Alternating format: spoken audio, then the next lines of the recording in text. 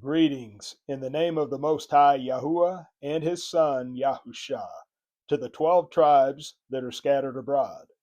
I am Brother Hiram, and I am bringing to you this day the introductory episode to the Qodesh Nation Podcast. Now, I have named this the Qodesh Nation Podcast because as we read in Exodus chapter 19, this was a few days before the children of Israel had met with the Most High Yahuwah on Mount Sinai to receive what we know as the 10 words, the 10 commandments. But this is what he said. He said, and now, verse 5, Exodus 19, and now, if you diligently obey my voice and shall guard my covenant, then you shall be my treasured possession above all the peoples, for all the earth is mine. And you shall be to me a reign of Kohanim, a kingdom of priests, and a Qodesh nation, a set-apart nation. Those are the words which you are to speak to the children of Israel. Now, I read this out of the Hallelujah scriptures. So, throughout this podcast, I will be using the true names of the Most High Yahuwah and his Son Yahusha, whom many of you may call Jesus. And this is a restoration ministry. Qodesh Nation is a restoration ministry. And so our focus is going to be on restoration truth in this podcast. And so what I'm going to do, I'm going to give you a testimony of myself. I want you to know who I am. I want you to know who's going to be speaking to you in this podcast.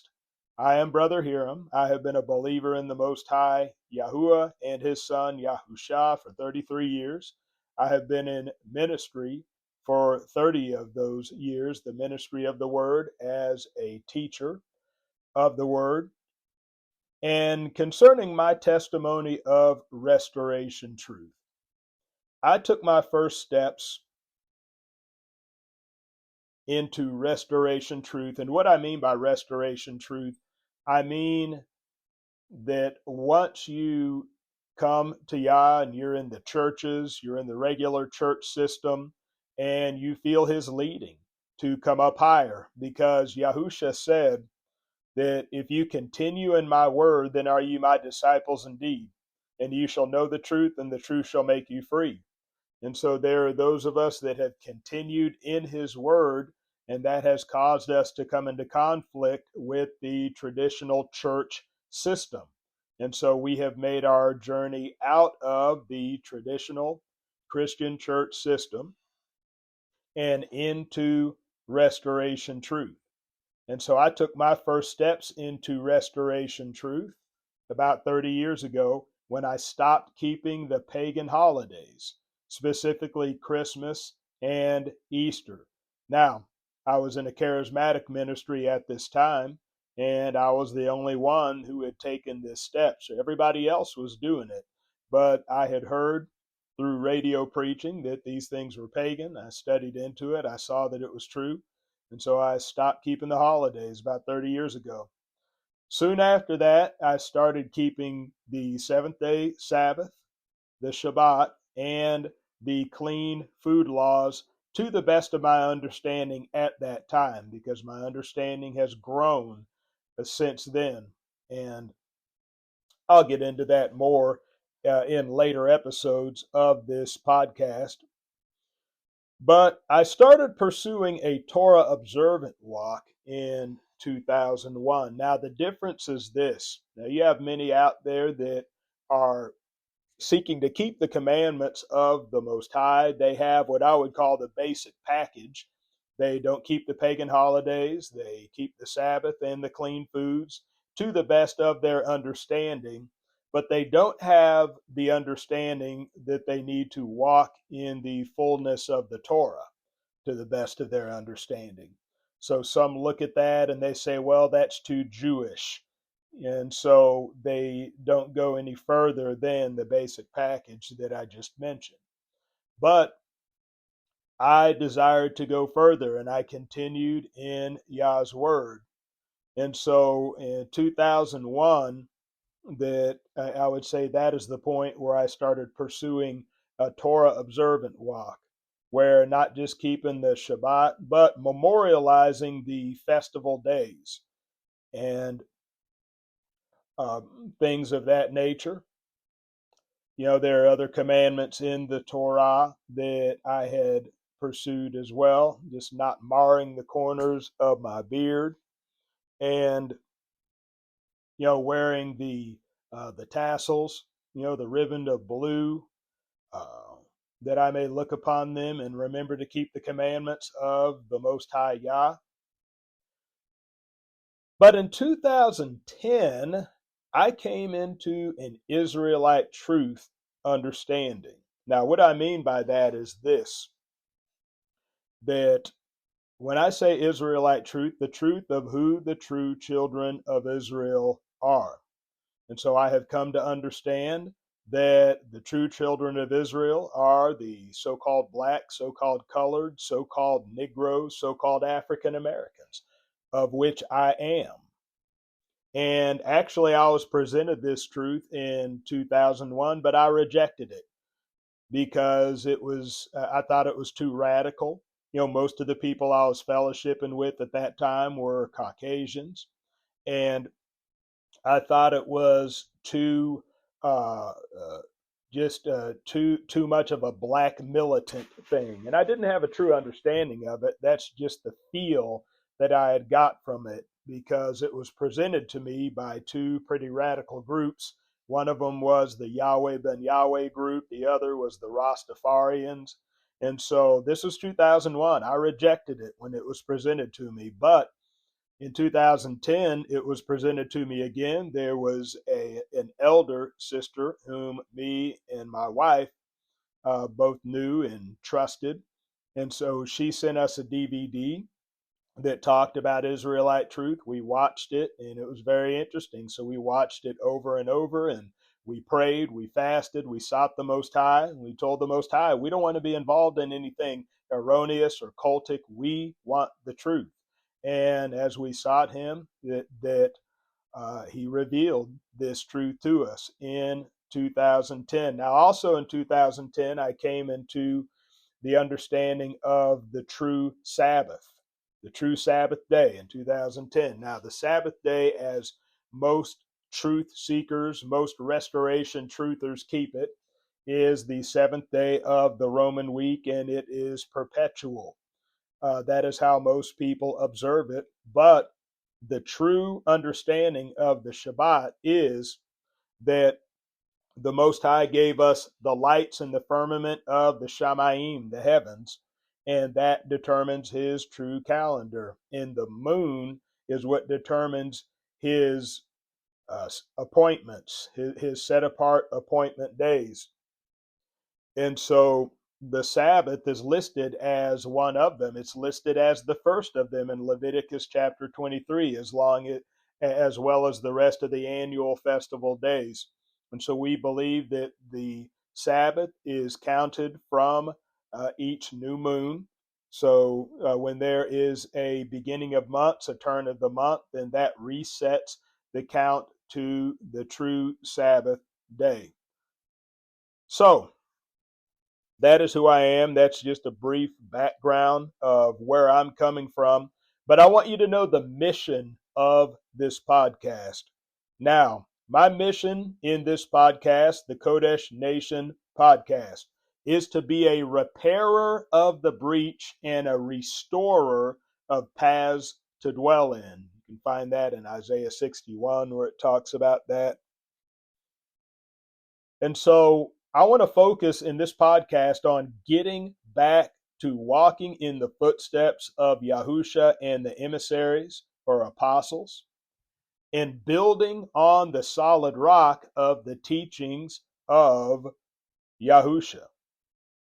And so when I said this is a restoration ministry, there are many things that are out of whack today. We are in an age of apostasy that we are told. Kepha said this in his preaching in the book of Acts. He said that the Shamayim, the heavens, must receive Yahusha until the times of the restitution of all things.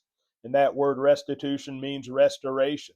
And so until all things are restored, that we as believers, that we are in a general state of apostasy. So many things are out of whack. So many things need to be set straight. It's like when Yahusha came, and it was the same. And that's why Yochanan the Immerser, also known as John the Baptist, that he came beforehand to prepare the way of Yahuwah, make his paths straight. So he came to straighten out a lot of things in his generation.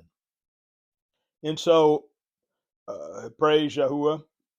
Another one of my purposes in doing this is to reach the remnant of the Most High.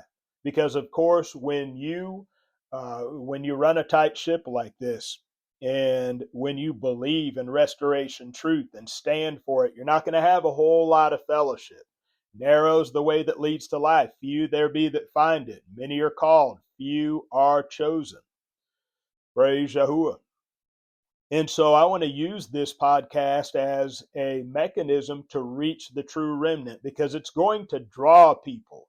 It's going to draw people who are seeking truth and seeking restoration. Praise Yahuwah. And as we're drawn together, we can fellowship together. So that's one of the purposes as well.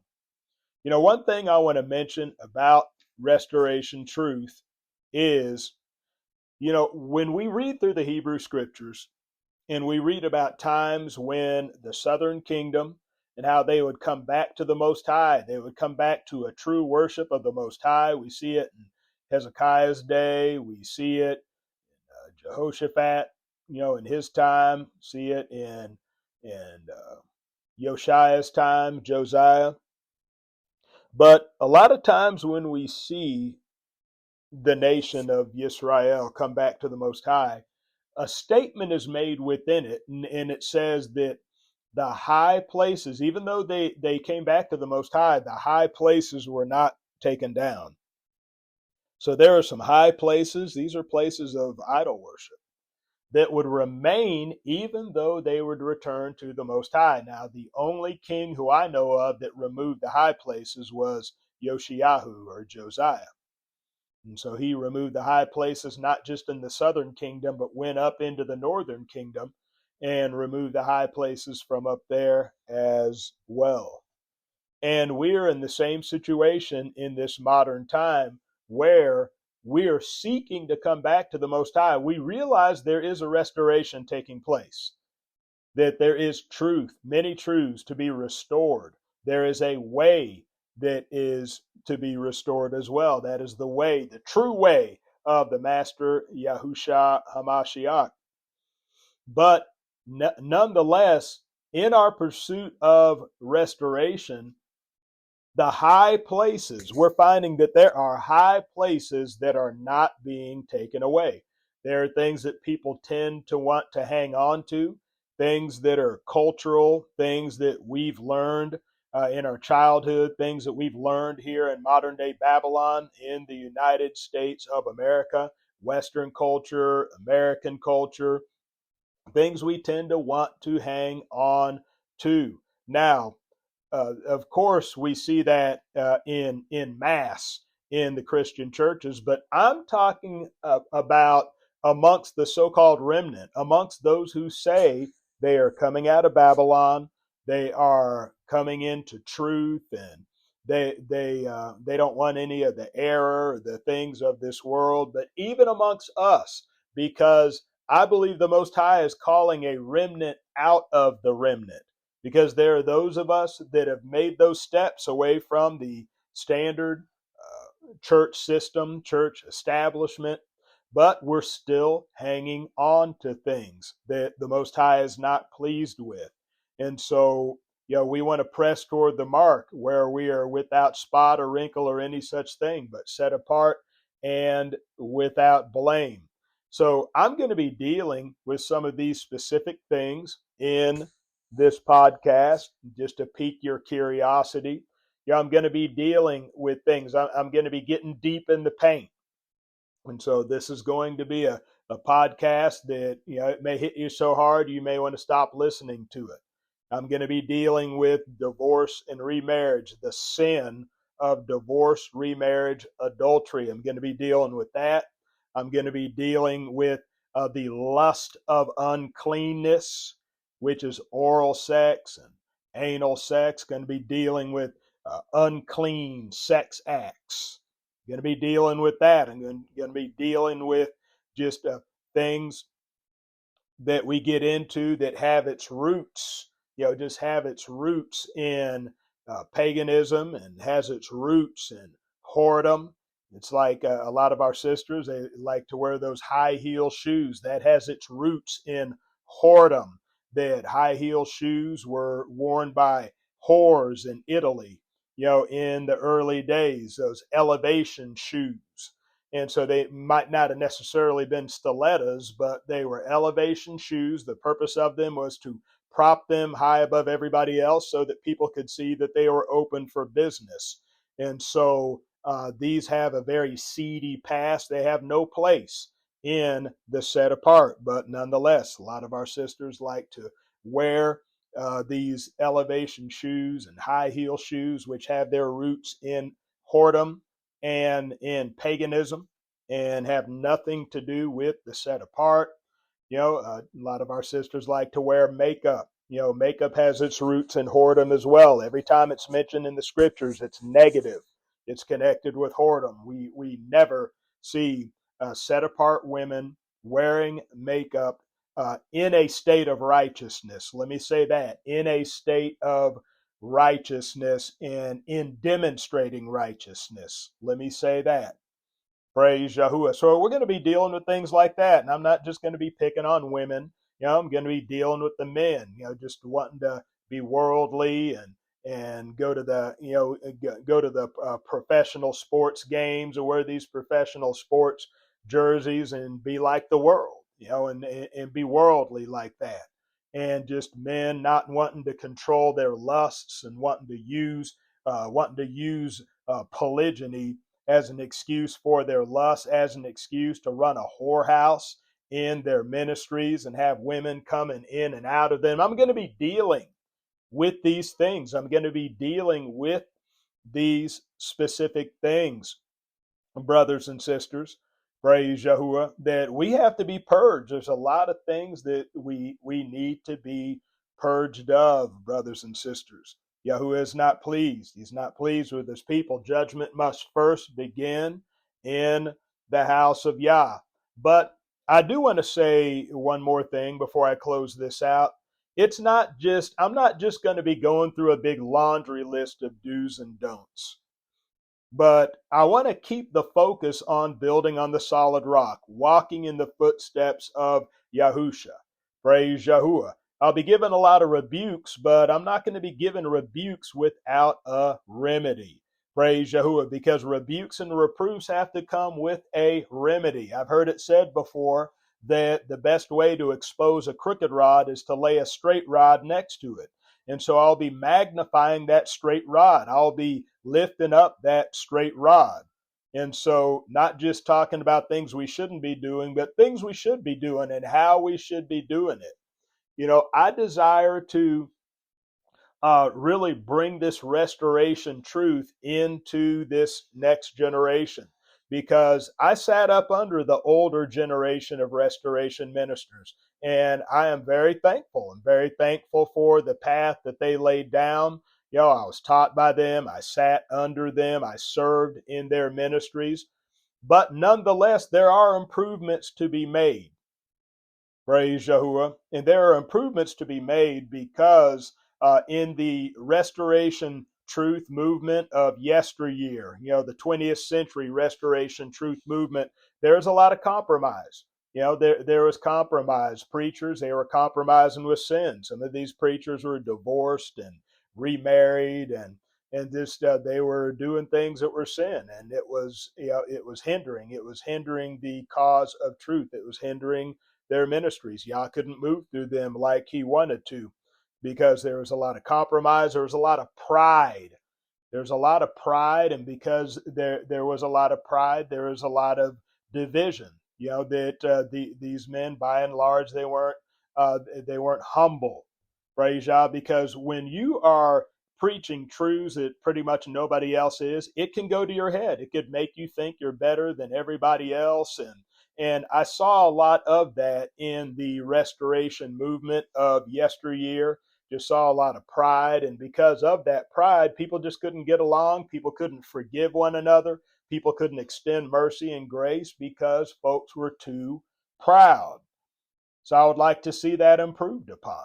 Praise Yah. I would like to see us focus on just the weightier matters of the Torah, not the outward matters and like the Pharisees, just so we could put on a fair show and look good before people. But Yahusha said concerning the weightier matters, when he was telling them about how meticulous they were, about just tithing even of the mint leaves and the cumin and the anise, he said that these things ought you to have done, the weightier matters, judgment, mercy, faith, the love of Yah, and not to leave the other undone. Even the minute, meticulous matters that the Pharisees were doing, Yahusha told them, don't leave those undone. Don't leave those undone, but focus on the weightier matters. And that's what I believe we need to do as this 21st century generation of the restoration movement, that it's not just a big list of do's and don'ts, and it's not just getting out here and rebuking, just rebuking the churches and rebuking the people of Yah because of the sin that is rampant. No, we gotta, we have to have a solution to the problem. We have to be walking in the light. We have to demonstrate the life of Hamashiach. We have to walk in his teachings. We need to turn the corner on this. We need to have a balance.